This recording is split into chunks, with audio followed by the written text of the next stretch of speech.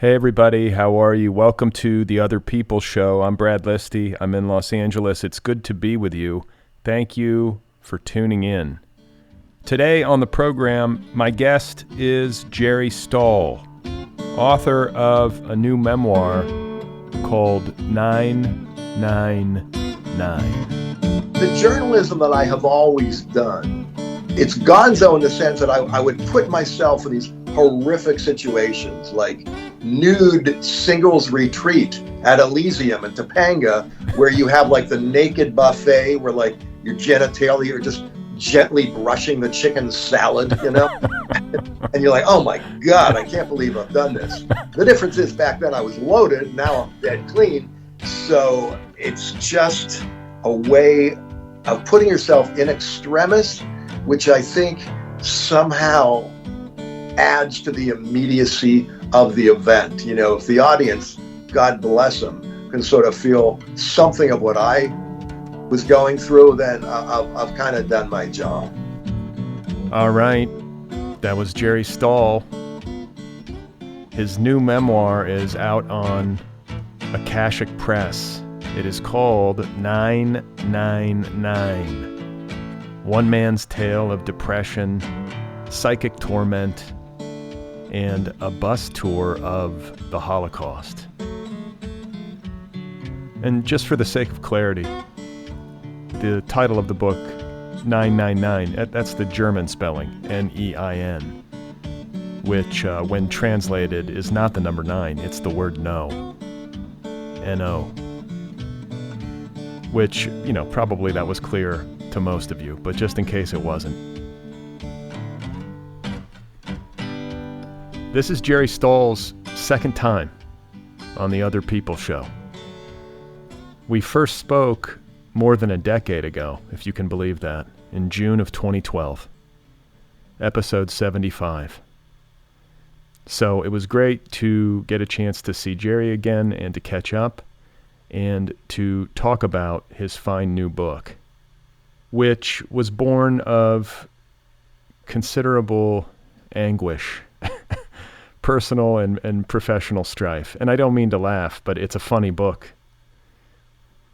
Jerry writes with bracing candor and biting wit about, among other things, being sober, going through divorce, being on the skids professionally, being a father of a young child at a more advanced stage of life, grieving the loss of a relationship, battling with depression, and just trying to get through life with some dignity and a sense of humor intact. So basically, faced with a litany of difficulties, Jerry did what any rational, distinguished Jewish gentleman would do. He got on an airplane, he flew over to Europe, and he went on a Holocaust bus tour. I think he was on assignment for Vice magazine, and then subsequently turned the adventure into this new book, a memoir and a travelogue called 999. My conversation with Jerry is coming up momentarily. Today's episode is brought to you by the Feminist Press, publisher of a new story collection by Luke Danny Blue called Pretend It's My Body. This is Luke's debut. It is informed by their experiences in and between genders. Pretend It's My Body is a debut story collection that deftly blurs fantasy and reality. I feel like I often say the word deftly on this show, but it's the truth. Pretend It's My Body deftly blurs fantasy and reality, excavating new meanings from our varied dysphorias. Luke Danny Blue is inviting the reader into a world of outlier lives made central and magical thinking made real. This is a surreal, darkly humorous, and always deeply felt collection. Pretend It's My Body is bound together by the act of searching. for a spark of recognition and a story of one's own. That's Pretend It's My Body, the debut story collection by Luke Danny Blue, available now from the Feminist Press. All right, so a quick reminder that I do a weekly email newsletter. If you want to sign up for the newsletter, just go to this podcast's official website, otherppl.com. You can also sign up for the newsletter over at my website, bradlisti.com. It's the same newsletter in both places. I should also remind you that you can get Otherppl gear, t-shirts, sweatshirts, all of that stuff. I think you can even get phone cases now, if you're into it. Just visit otherppl.com and click on Get Merchandise, or you scroll down, you'll see the t-shirt. And I just want to say, no bullshit, these are really good t-shirts. They really are. You know how there are like good t-shirts and bad t-shirts, and these are good ones. They're soft. They fit well, they wash well. I genuinely like them. So if you want some Otherppl merchandise, this is your chance. This is your opportunity. Just go to otherppl.com. All right, so my guest, once again, is Jerry Stahl. His new memoir, 999, is available now from Akashic Books. Jerry Stahl has published, I believe, 10 books now, including the best-selling memoir Permanent Midnight, which was made into a movie starring Ben Stiller. His other books include the essay collection OG Dad and the novels Painkillers, I Fatty, Perv, Plainclothes Naked, Happy Mutant Baby Pills, and Bad Sex on Speed. Jerry's writing has appeared all over the place in Esquire, Vice, The Believer, Tin House, The New York Times, and elsewhere. He has also written extensively for film and television.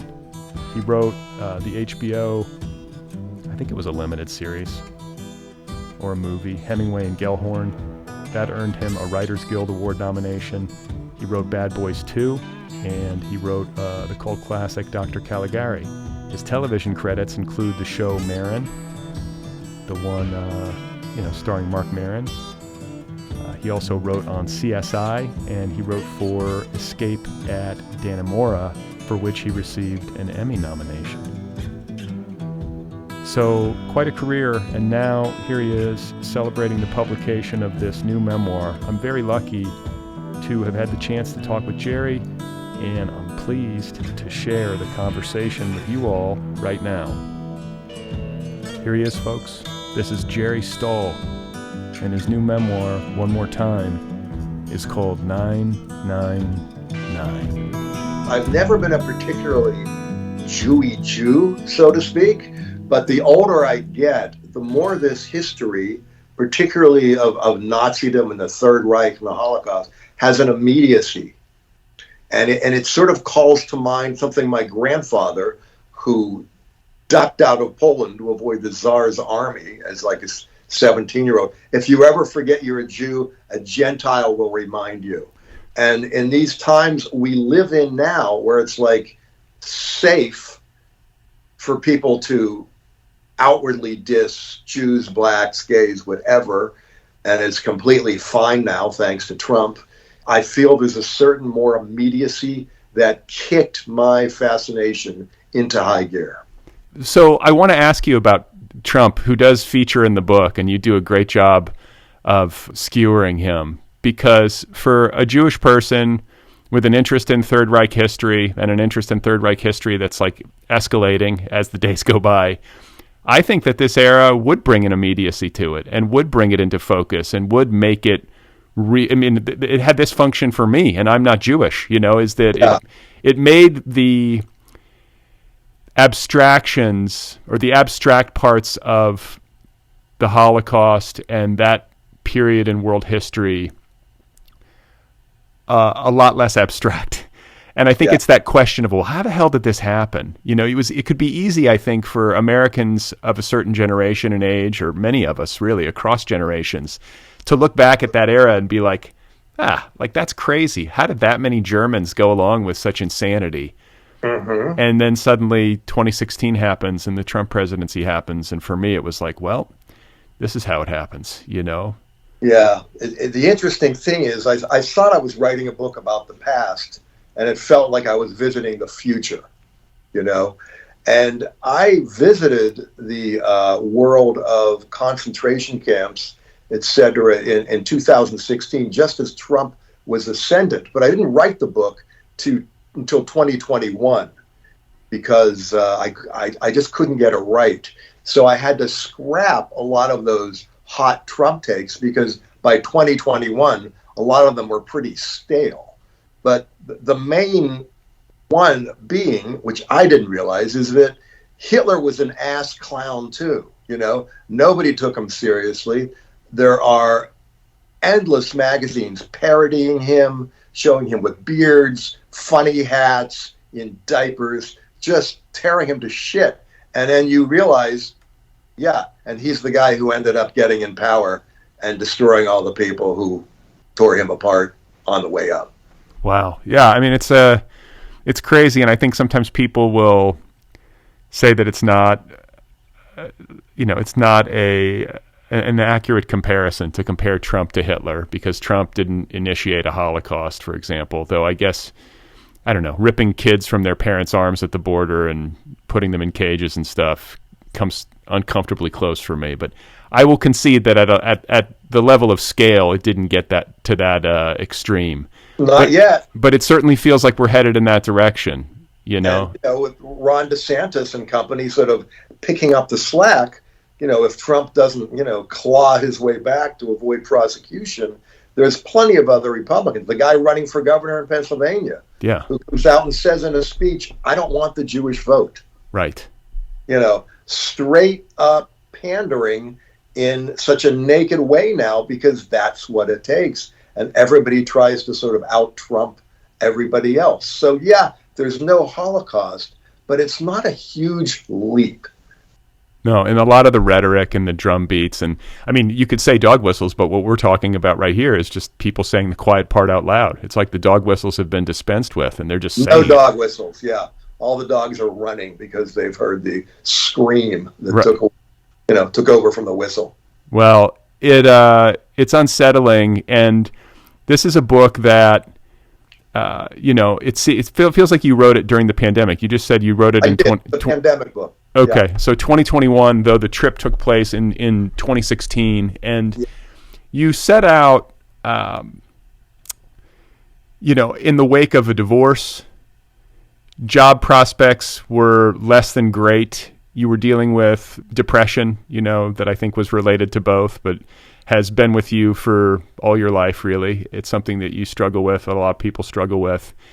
And it feels like a book that was written from a place of like, I don't know, there's a fearlessness to it. And I also found myself wondering, and I guess the question is answered by the timeline we just discussed, whether you could write a book about this subject matter while you're still in a state of acute depression. Like, do you think that you had to get to a better place or a clearer place before you could see this material clearly, before you could write about it? It seems like a hard thing to write about when you're in it. Well, I wish I could say that I wrote this book and miraculously, like teenage acne, my psycho-emotional state cleared up.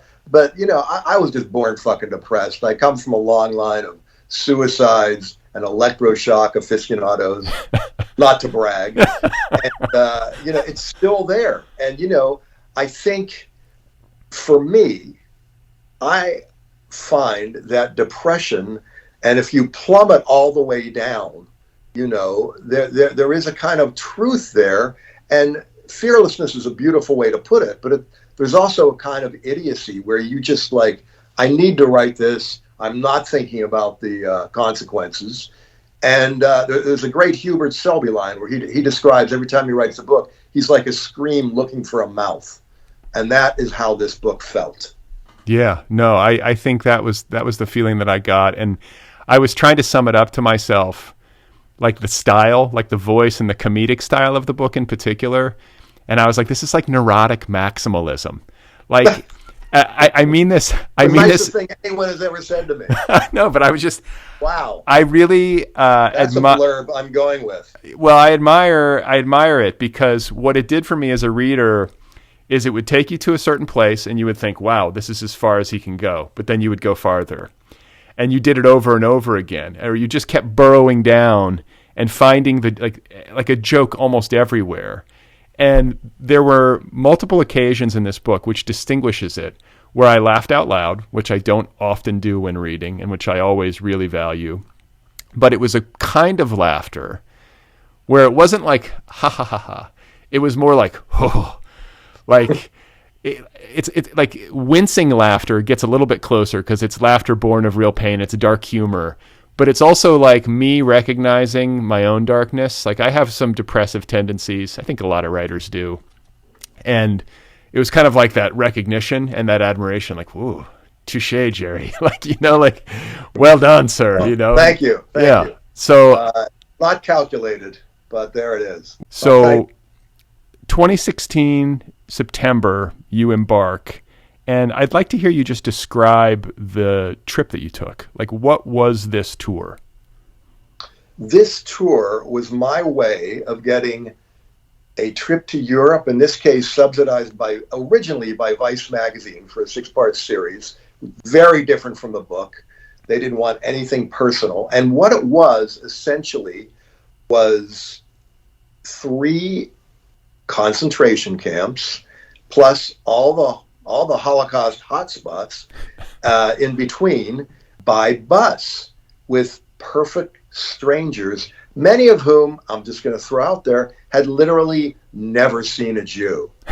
So I was that guy. There was one other Jewish fella, an older guy, actually a Trump-loving Republican octogenarian. So there's that. We kind of became pals. And so 2 things are at work. One, you're visiting this terrain of horror and sadness and almost incomprehensible despair and history. But on the other, what was really terrifying for me was having to ride on a fucking bus with a bunch of strangers. I mean, I have bus trauma from high school, just from having my ass kicked. But what prepared me in a way, as a youngster, I was the only Jew in like a class of like 800 at my grade school, and was routinely beat up for killing Jesus, which I must have done in a blackout at the age of 5 because of my memory. So somehow this concatenation of events that I managed to sort of put together and take this trip became the perfect storm, pardon that lame ass cliche, of torment and revelation. Did you know that it was a book, that you were working on a book when you set out, or was it just like, I'm going to do this magazine gig and I'm going to take the trip? No, I thought that there was a book in there. I wanted to find a way, but the journalism that I have always done, it's gonzo in the sense that I would put myself in these horrific situations, like nude singles retreat at Elysium in Topanga, where you have like the naked buffet where like your genitalia are just gently brushing the chicken salad, and you're like, oh my God, I can't believe I've done this.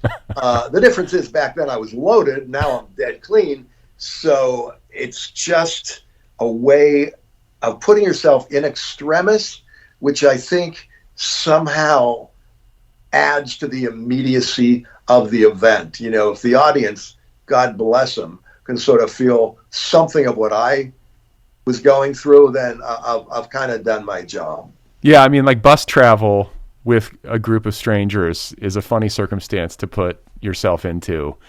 And I want, for the benefit of listeners, just to kind of go through the roster of your travel companions. I will give you their names, and maybe you can give like a thumbnail of. Sure. So there is the retired school teachers from Omaha. Yeah, lovely ladies, both of whom, they just did a lot of vicious teachers' lounge time, in their day. And one of whom had a meth-addicted daughter who had picked her face the size of a quarter, a giant hole in their face, which she told me about. And what needs to be said is when you're the writer, it's like being a leper because you're outside the tribe. So people can tell you anything. It's like Canterbury Tales if Chaucer threw a leper in there, who everybody could talk to. So I think that was like Madge and I don't know, Babs. It's some ridiculously you can't make these names up kind of names. But because I have no memory, I cannot tell you exactly what they were. Okay, and then we have Dozer Bob, the ex-rugby player from Sydney. Yeah, Dozer Bob, fascinating guy, wanted to give himself a trip because he'd just gotten divorced because he told me this brutal story about how his wife never wanted to have people over and he was very lonely. And then he gets divorced and she throws him out and he's like, why? And she's like, because we never have people over.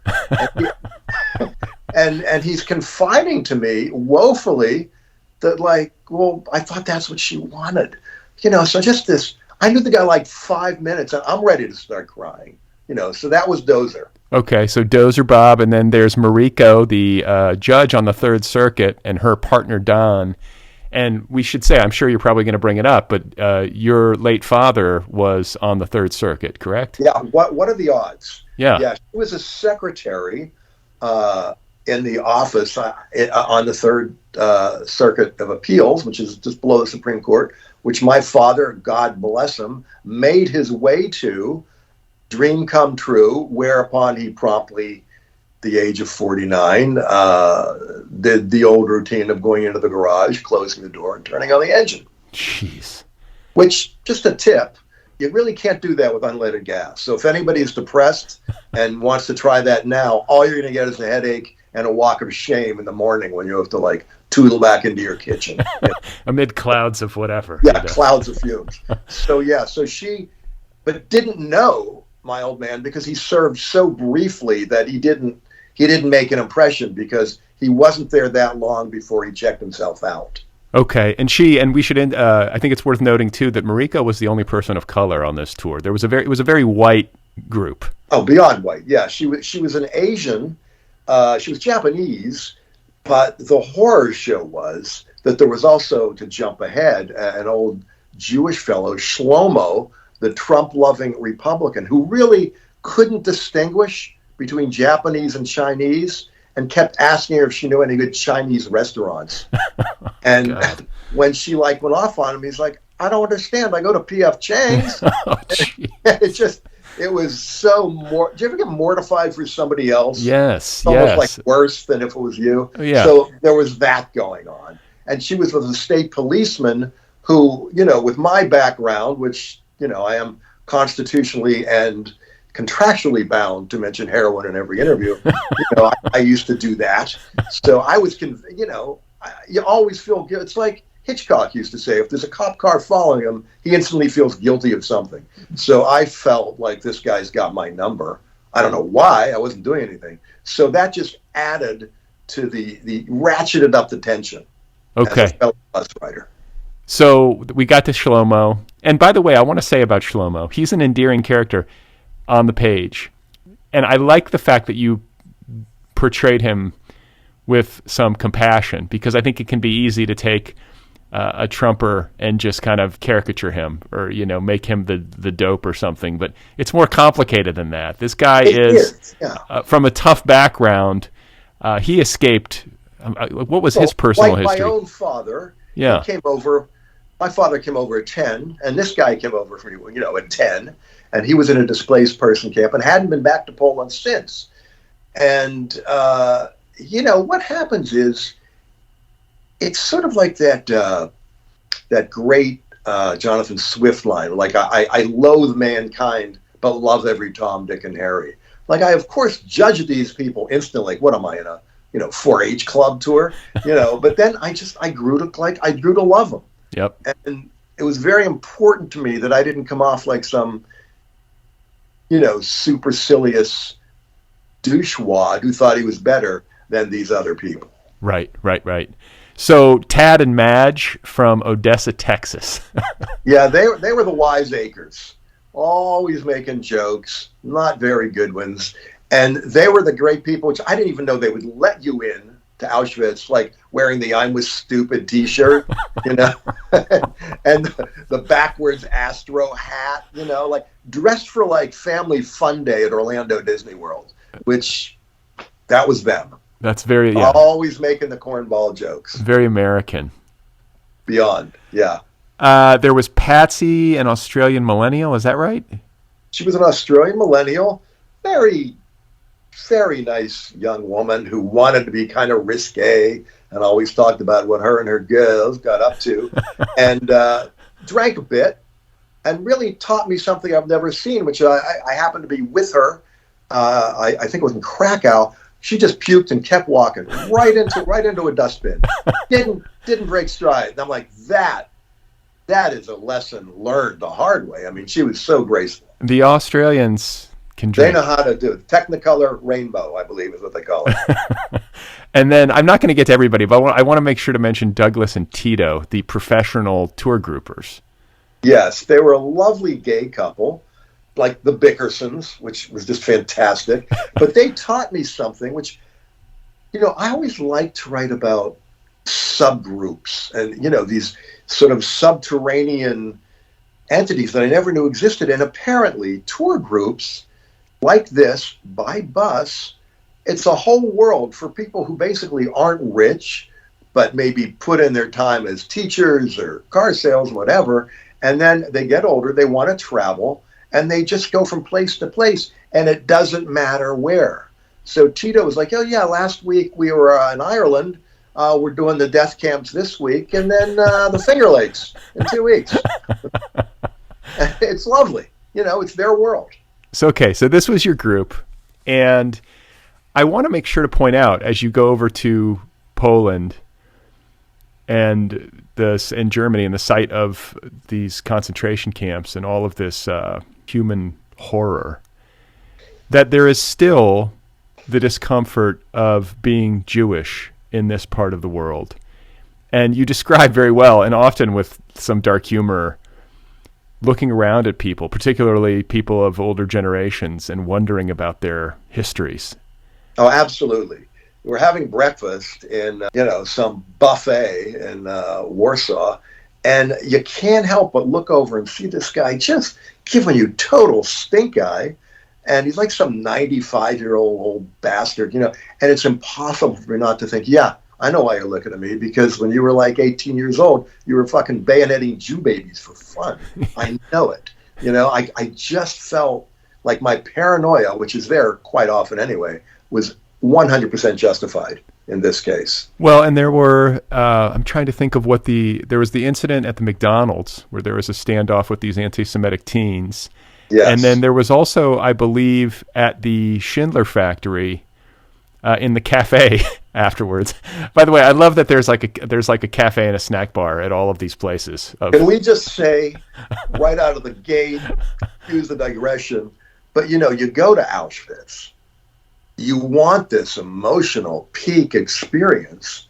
You finally enter the grounds, and the first thing you see is the "I'm with stupid" T-shirt person shoving pizza in their face and slamming a Fanta in the fucking Auschwitz snack bar, which, by the way, is the most ham-centric restaurant or cafe, well, not even a cafe I've ever seen.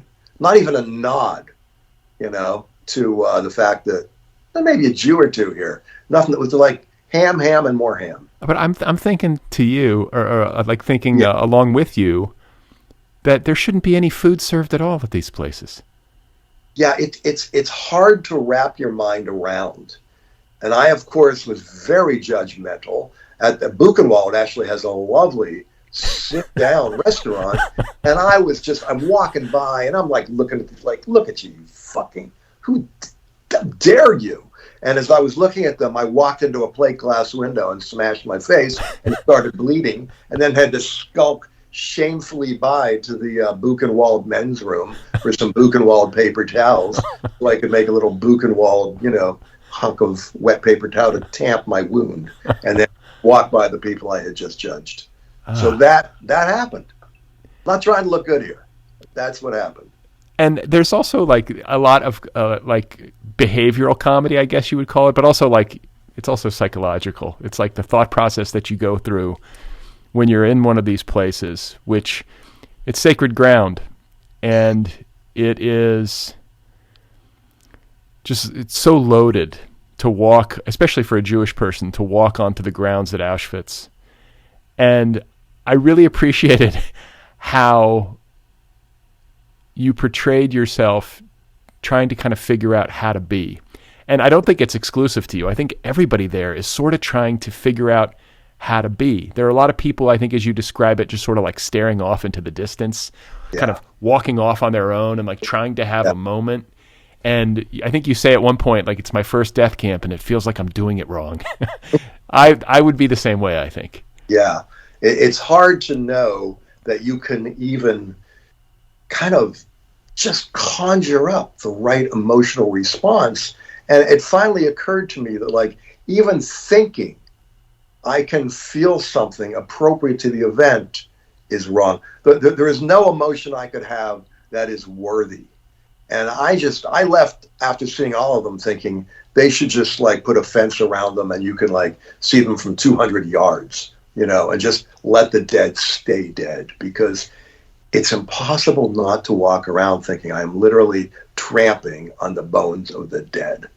And it doesn't feel great. No. Well, or the ash, you know, there's this, you know, so many bodies cremated in these places, and you're describing that process in you describe all of it in unsparing detail, like as it should be described, I think. And it's just this kind of haunting feeling that the air might be filled with ash, or that you might be stepping on ash. Sure. And all of that, you know, it just kind of makes your skin crawl. And I guess, you know, there's a line in the book that I think comes towards the end, where you said, you know, I came on this trip just kind of desperately wanting to feel something. And I think this is related to depression and to the feelings that you had around your divorce. You know, your ex-wife was leaving California to move back to Texas and taking your young daughter with her. So it was like there was a lot of grief.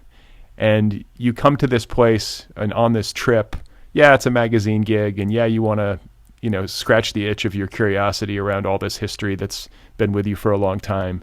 But there's also an emotional aspect to it where you're kind of wanting to feel. Maybe there's some numbness. And I'm wondering, as you're in these places and you're thinking about these things and you're confronted with these realities, did you feel in the way that you hoped you would? I don't know what I hoped I would feel, but whatever it was, I didn't feel it. I mean, I had this crackpot notion that I would go there to a place where despair and depression is entirely appropriate. And then I could sort of bring my depression with me, and finally there would be a spot on the planet worthy of the depression I already had. But in fact, sort of the inverse happened, and the most profound emotion I had, which might sound completely cliched in the rendering, was that nothing I fucking feel matters. None of my problems, none of your problems, her problems, his problems, none of it matters compared to what went on here and what these people went through. And a question I had, and I still haven't wrestled it to the ground, is how soon after being dispatched to a death camp or a labor camp or a slave camp did the individual prisoner, like at what point did their concern over like, you know, their marriage, their career, their money, their looks, their fears, their joys, like at what point did all that disappear to be replaced by black and white survival? Yeah. And you wonder like how that would work for us. Yeah, I mean, it's fun. It's something I've definitely thought about. Like, how would I think a lot, you can't help but ask yourself, like, how would I have responded to these circumstances were I to find myself in them? And there's a line in the book where you're quoting Primo Levi. Am I pronouncing that right? Primo Levi or Primo Levi? I don't never know what it is. I have been pronouncing it wrong my entire life, and I now realize it. So you're probably right. It doubtless is not like the blue jean. It's probably not Levi. Okay, yeah, Probably Levi. Primo Levi. But he says, and he survived the camps, but then went on to commit suicide. Correct? Is that which happens with a lot of writers who survive the camps? Yes. Yeah. So, but he said, quote, "The worst survived: the selfish, the violent, the insensitive, the spies. It was not a certain rule, but it was nevertheless a rule. The best all died." Yeah. Oh. It's so deep, right? Yeah. And then you realize that he survived and years later threw himself off like a stairwell in Turin, Italy, where he lived because he couldn't deal. He felt survivor's guilt. If that's the word for it. Another great writer, Borowski, a Polish writer who wrote This Way for the Gas, Ladies and Gentlemen, who actually survived, wrote an amazing collection of stories and sketches, This Way for the Gas, Ladies and Gentlemen. In fact, in the book, I say, put down my book and go get this guy's fucking book. Because right. It was so beautiful. He, too, not long afterward, killed himself. And you just have to wonder, what is the psychodynamic going on? I mean, what do you think that is? Well, I think of what's coming to mind as you say this is I'm thinking as a kind of counterpoint of that priest, and I'm forgetting his name, the one who basically gave his own life up to save another. And, I guess as the story goes, they couldn't kill him by starving him as quickly as they wanted to. So then they gave him a lethal injection. Is that right? Yes. He became the patron saint of addiction because he famously just stuck out his arm and said, "Go ahead." Yeah. So I think of him, and I think of all the things, all the horrors that people in the camps had to bear witness to, like unthinkable, unspeakable horrors. But also, and I say this having read, my Holocaust reading pales in comparison to yours, but I've read Viktor Frankl. Sure. You like the Elie Wiesel, like there's also a lot of humanity in the camps, like extraordinary humanity. And so maybe trying to bridge those divides. Yeah. That's a lot. That's a weird juxtaposition, like the very worst and the very best in absolute extremis, and having to make sense of the world, having seen that after the fact and having survived it somehow. I can imagine how that would be a big weight to carry. Well, we don't know what they had to do to survive, nor can we even surmise or speculate. But whatever it was, it definitely came back to haunt them. And the secret of that priest, whose name starts with a K, I believe, is, it's the oldest Buddhist lesson there is, which is salvation comes through service, and he just gave his food to people. He, took punishment for somebody else. Literally, he stood, some young guy had a family and they were going to execute him. And he said, "No, take me instead." So he said, I'm old. And he was like, he was like 47. Yeah. I can't even remember 47. Whole other issue. Yeah. And they took him. But all you can think is maybe, in that like that Camus biography, a happy death. Maybe in doing so, that redeemed the horror of the experience for him. Yeah. It's incredible. It's sort of impossible to read such a thing or learn of such a thing and not measure yourself against it. That's incredible to give yourself over like that, to give your life for someone else. You wonder if you would have the stuff. And the fun factoid is that Amazon, has little medallions with his picture on it. So you can, just jump right on Amazon, spend $9 and get a little, they've managed to make money off him, get a little medallion in his honor. So well, it all worked out. Yeah. Well, it's not just him, they've commodified a lot of this stuff, and you're great about kind of describing the skittishness and the feelings of discomfort that can make a person feel, the souvenirs, the gift shop. Like at one point, what do you buy? You buy these little wooden, it's like that was Poland. Yeah, I bought little Jews. Little Jews. Because since you bring that up, there is a tradition in Poland where little wooden Jews, the sort of rabbi-looking guys, clutching a coin. it's considered good luck if you put them in your house. It's like, a rabbi in the hall, money in the bank, so the really disturbing part is there are now more little wooden Jews than there are Jews in Poland, because all the live flesh and blood ones have been killed. But you can still buy yourself, I guess it's the Polish equivalent of a lawn jockey. I mean, I felt a little morally equivocating by buying them, but then I thought, what the hell? Maybe I'll get some money. Well, and you describe they're good stocking stuffers. You describe the numbers, because again, my knowledge of this history is not as locked in as it should be, or I wish it were. But at some point, you lay down the numbers of Jews killed in Poland and the percentage of them, and I mean, it was like 1.5 million. Am I remembering that right? And then how many were left after the Holocaust? It was like 83% of the population, or something like that. And those who have these facts memorized, you can come at me. I'm not good with this, but most of them were killed. Yeah. And the beauty kind of kicker to that is, in Poland now, the government passed a law saying if you so much as even imply that Polish people had anything to do with the Holocaust, you will go to jail. Yeah. It's a level of national denial. It's incredible. Yeah. So that's going on even as we speak. Well, and it's not only going on there, you read these stories, or you'll see they'll take polls, among younger people who either don't know anything about the Holocaust or question whether or not it actually happened. And that sort of stuff chills me. It just seems so incredible to be that disconnected from reality.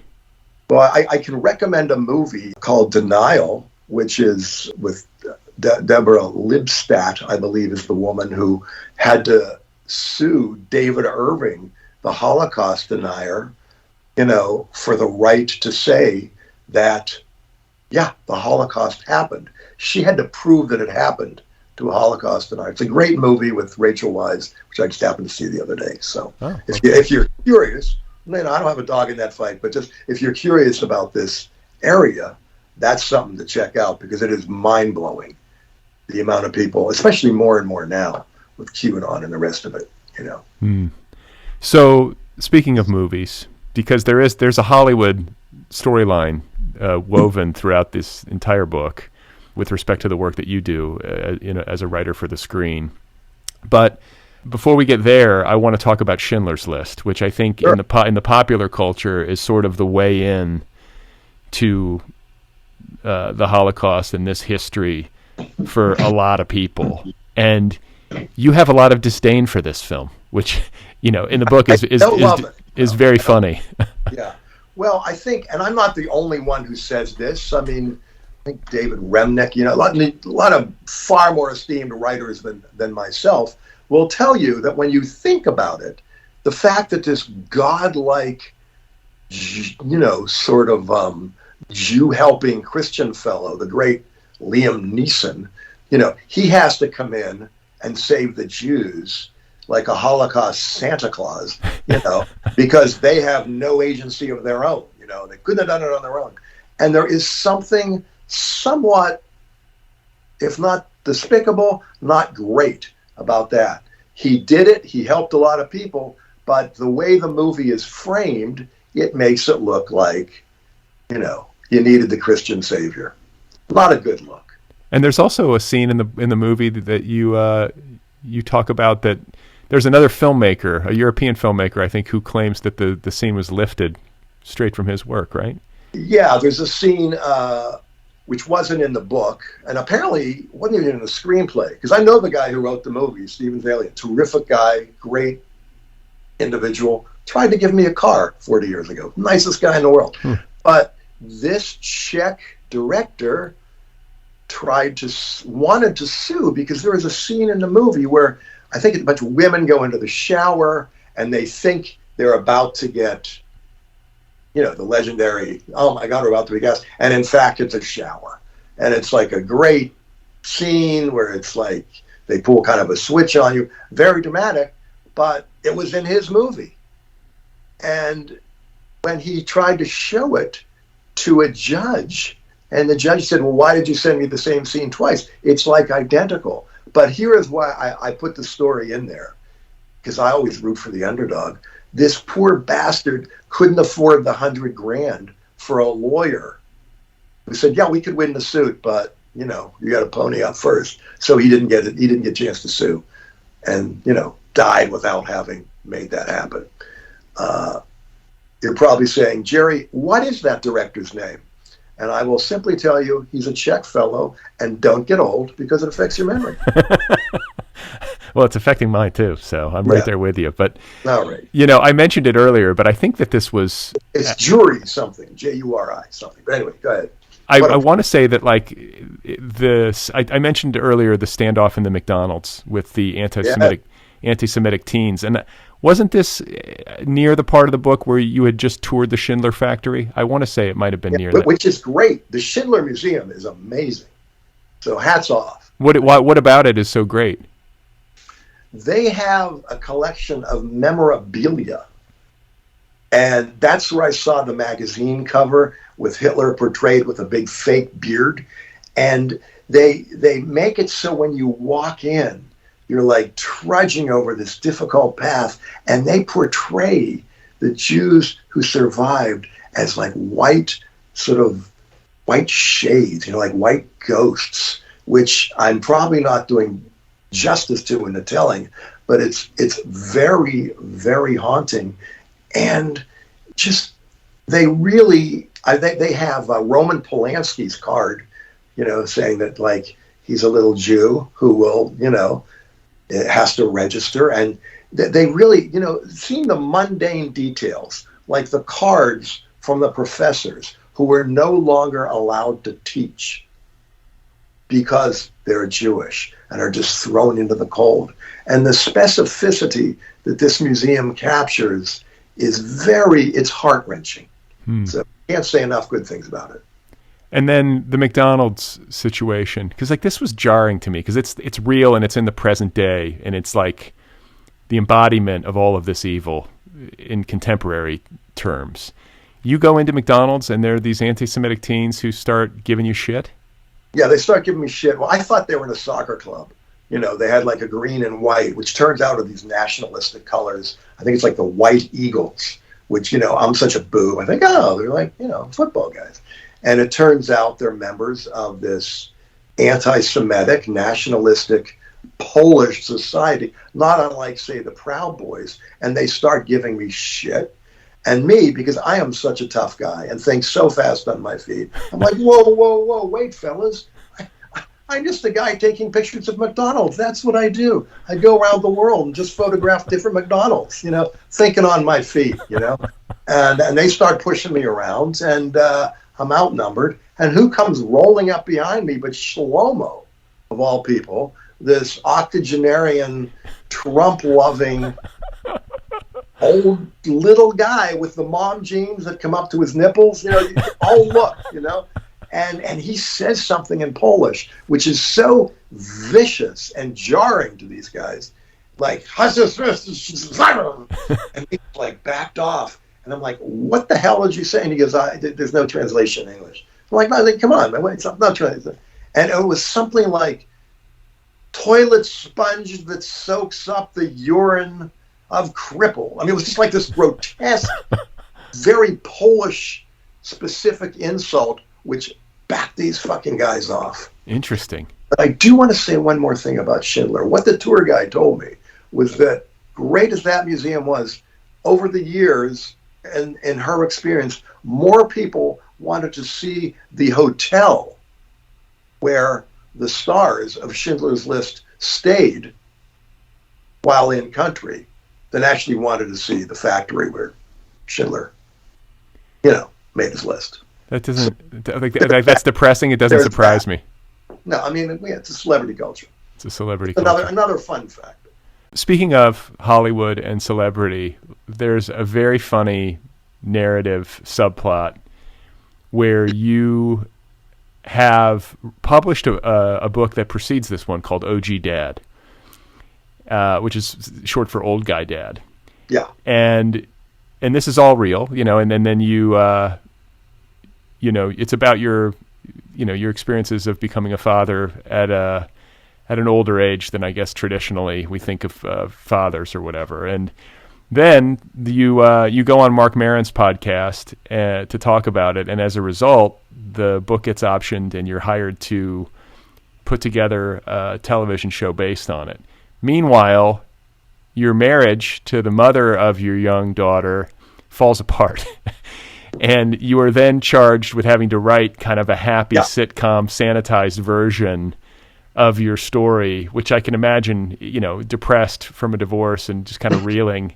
It's just, it's a comedy. I mean, it's a dark comedy, but it's funny to think about, and you do a great job of depicting it. Well, it's everything I deserved for selling to ABC. So ultimately, just cut right to the end of the story, I'm getting messages as I'm staggering out of the ovens at Auschwitz, like stupidly picking up the phone. Can you make Jerry less creepy? So that's happening. But they had never read the book, because I read the book when you can hear the podcast. And the book is dark and fucked up, even though it's kind of happy. And they were just horrified on 9 kinds of levels. So I thought I would save the day with why don't we make it about a guy making a movie about Ilsa, she-wolf of the SS, which is the first Nazi exploitation film about the real-life Ilsa Koch, who was this monster married to the commandant of Buchenwald. And I can talk about how it was shot on weekends on the set of Hogan's Heroes. It'll be great. And the guy's like, where are you? I'm like, yeah, I'm at Buchenwald. And he's like, Bloomingdale? It just spiraled. And then the self-hate, and then the fact that you're thinking this while at a camp, which you shouldn't be thinking about. But, we're human.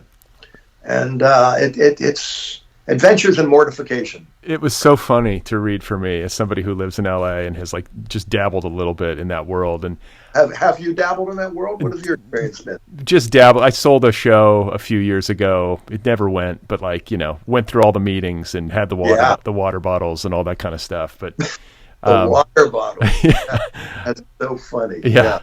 So, but I think that the way that as I kind of continued on that thread in the book, what it made me realize about 999 is that this book feels like this is the story you really wanted to tell in the show. Yeah. It was like you almost like cleansing your palate of that ABC experience. Like, this is you being yourself. This is you being real on the page versus writing the sanitized version for ABC, which is not, there's no shame in the game for trying to write a sitcom. But, Jerry, you strike me as a guy who's wired. You can only really be yourself ultimately. Yeah, you try to sell out and you just fucking can't. Yeah. So didn't work out. I was ultimately paid not to write it, which is a hell of a way to make a living. So I paid more money in Hollywood being paid not to write. So I recommend that to the kids out there who have a dream. But then there's also another great scene along these lines. I want to say Johnny Depp. Were you hired to write The Thin Man, or you were in talks to write a movie called The Thin Man? Hired to the most coveted job in Hollywood was to write the remake of The Thin Man, and Depp, who owns one of my books in perpetuity, the perpetually soon to be never made I Fatty. Right. He brought me in to do this, and I think this is the story you're alluding to. I'm taking a meeting in Malibu with this high-end director, and just because I'm a little nervous, I'm a bit of a self-deprecator under pressure. I'm like, whoa, guys, I couldn't plot my way from here to my car. And, a hush descends from the Pacific Ocean on. And I was like, oh, could I just reel that back? Anyway, that was the beginning of the end. And again, paid not to write, quite lucratively. Good for you.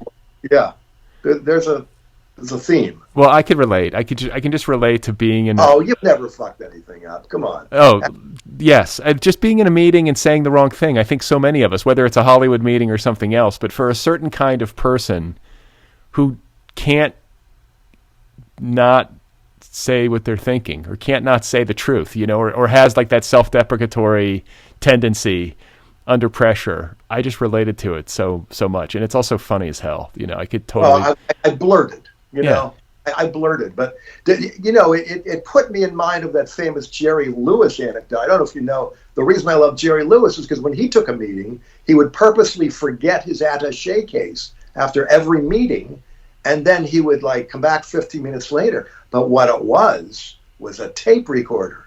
So he would record what people really said about him after he left, when he would come back and, tootle in and get his quote unquote attaché case. I don't know if I would want to know. I think that's the most horrifying thing in the world, right? I mean, who would want to know? Bad enough. Yeah, right.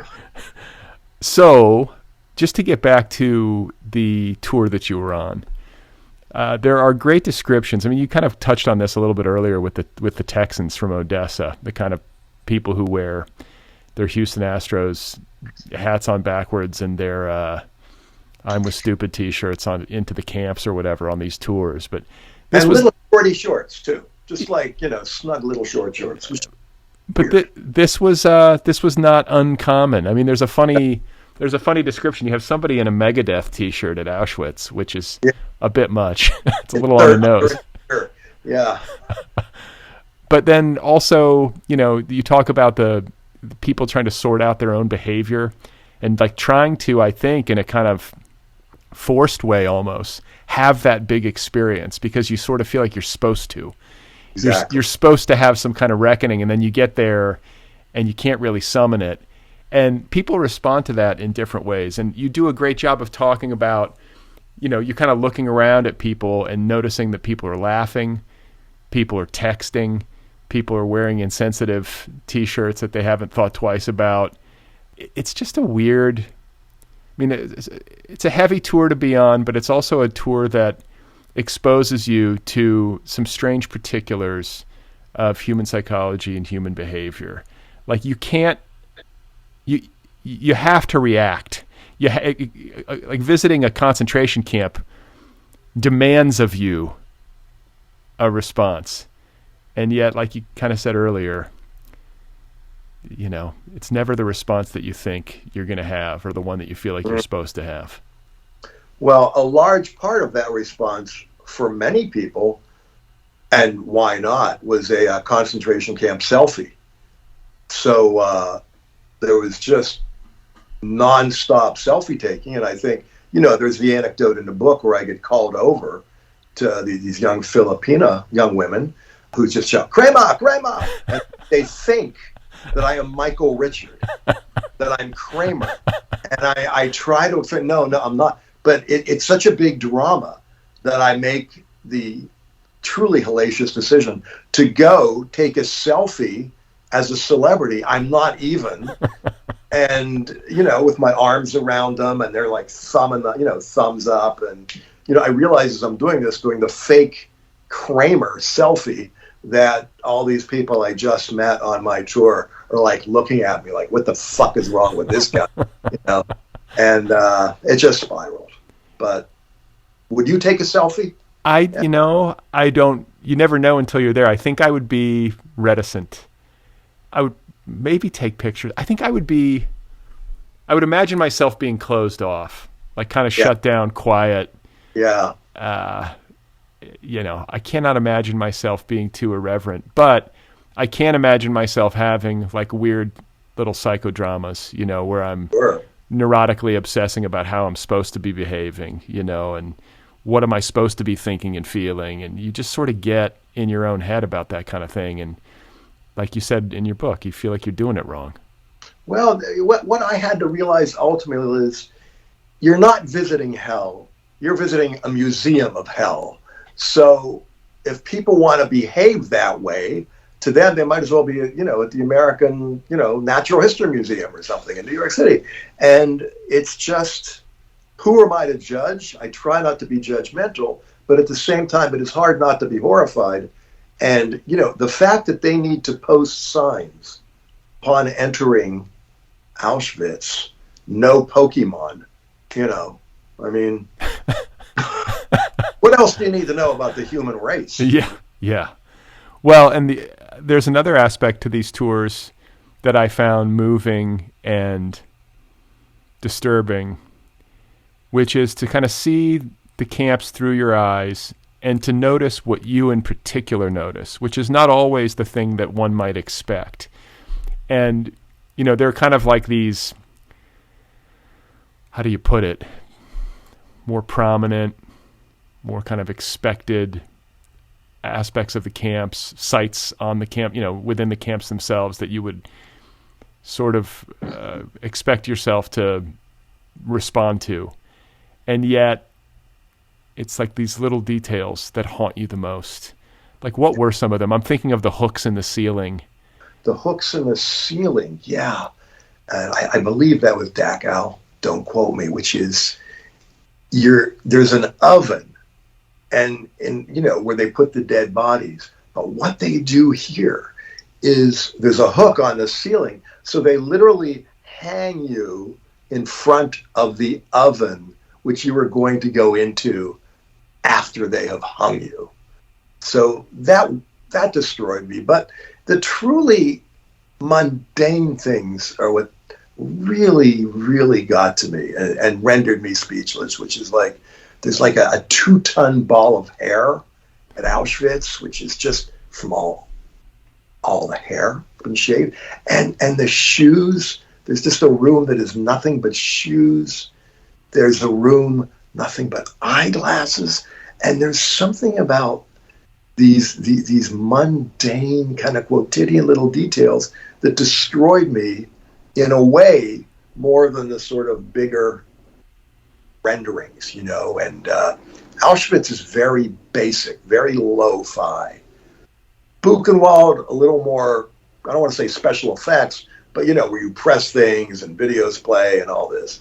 But for me, it was the basic, just on the ground, in your face, unembellished thing that destroyed me. And it always makes you, like, Holocaust literature, Holocaust movies, Holocaust tourism, whatever you want to call it, always makes you contemplate like human evil, the human capacity for evil. And I think in your book, the person who embodied this the most for me was the aforementioned Ilse Koch, who I have to confess, I was on her Wikipedia reading up on her. I was not familiar with the wife of the commandant of Buchenwald. Yes. Just a twisted human being. Beyond. I mean, where do you begin? She would ride around half naked on like a white horse, picking prisoners she wanted to bed.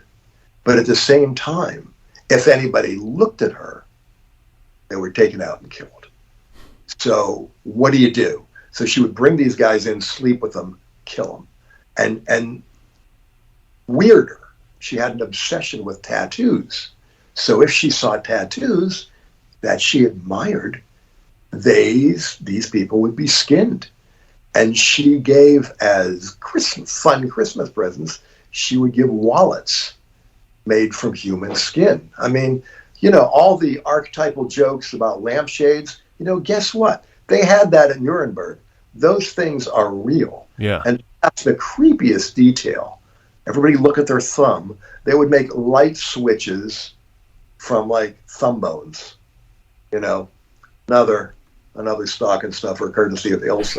She will of the SS. And I gotta ask too. I don't know if you know this, but her name's Ilse Koch, Koch. Any relation to the Koch family in the United States? How could it not be? I'm probably sniffing a lawsuit right now, but yeah. I mean, if she's not, would that she is. Maybe spiritually, right? You know, somewhere in the recesses of time, the Koch started out and branched. You know. So how long were you on this tour? This was like a couple weeks?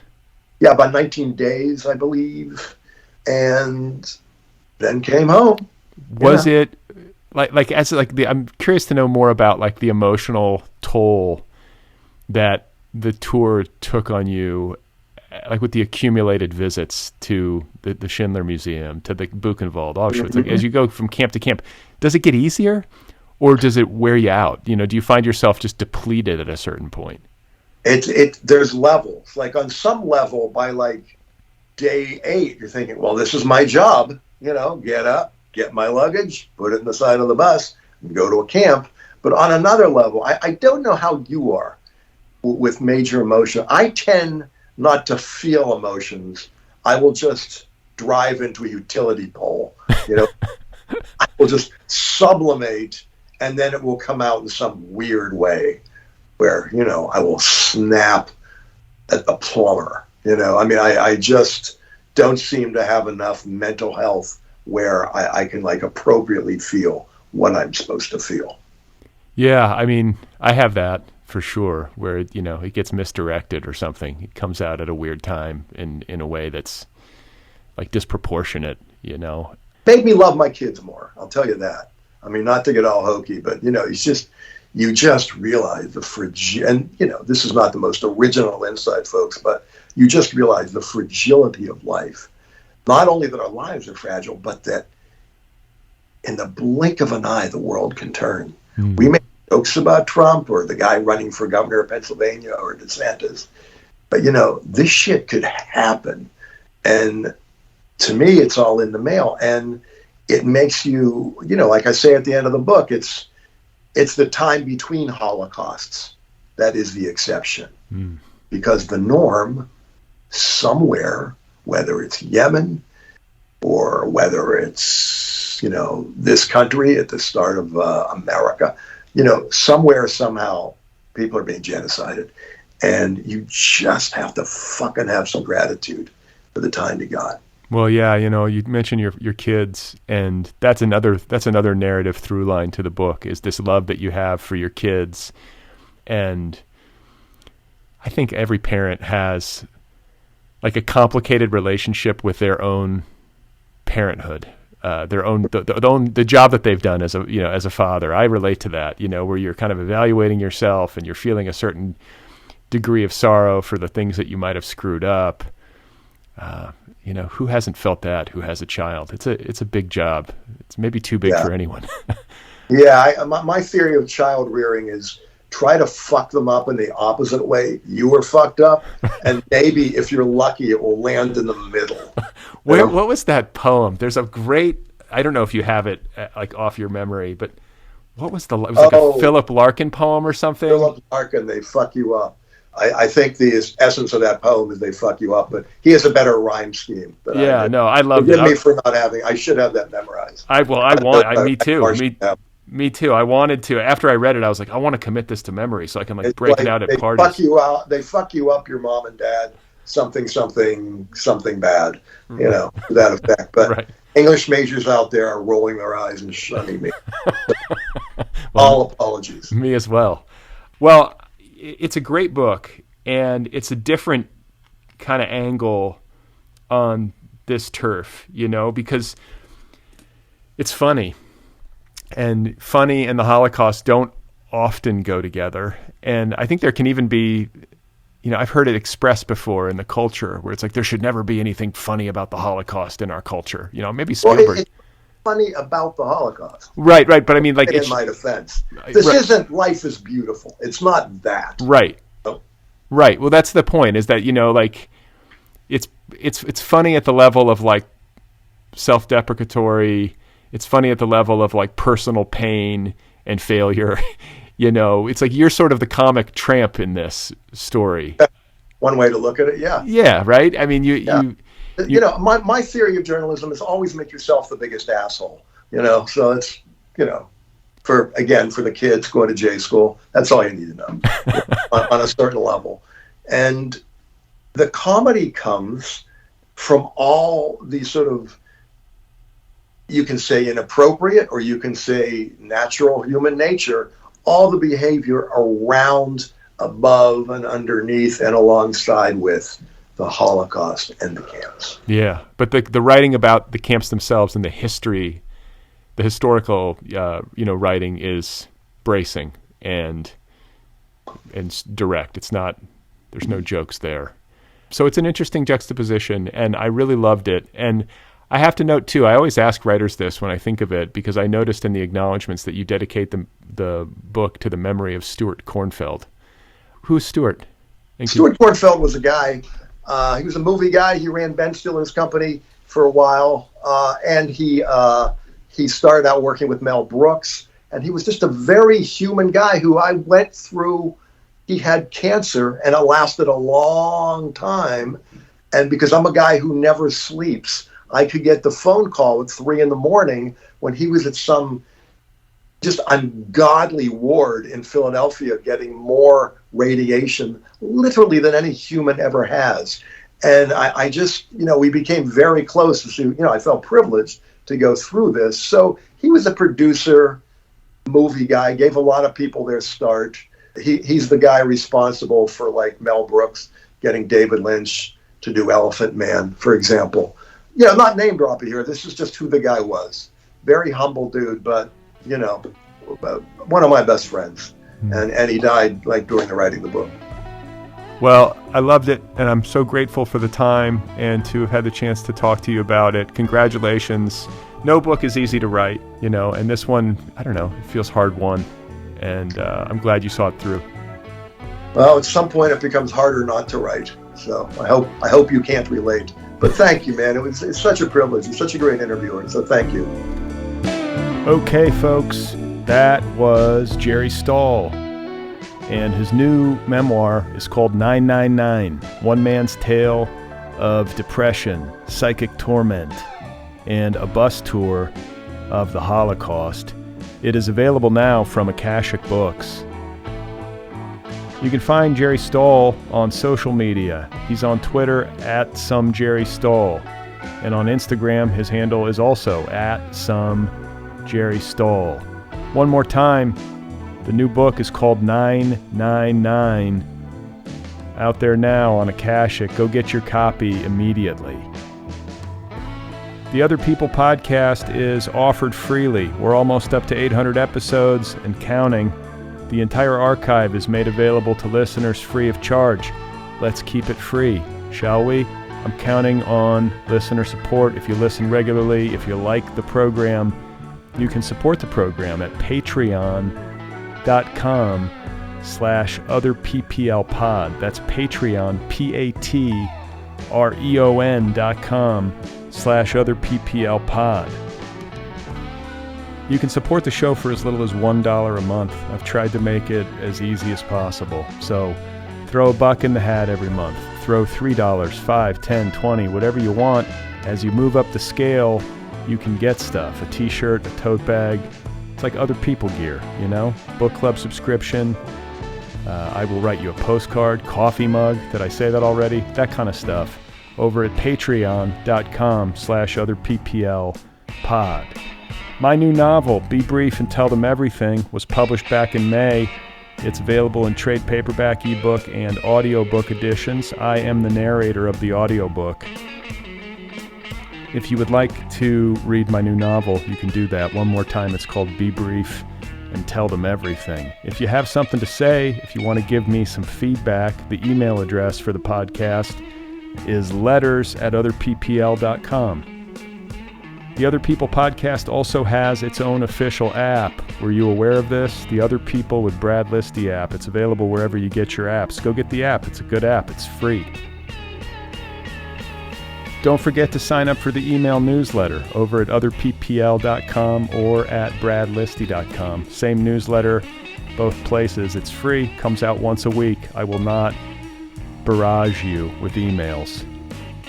The Other People podcast also has its own YouTube channel. So if you're a YouTube person, if you want to listen on YouTube, just go over to YouTube, search for the show by name, Other PPL with Brad Listi, and then hit the subscribe button. It's free.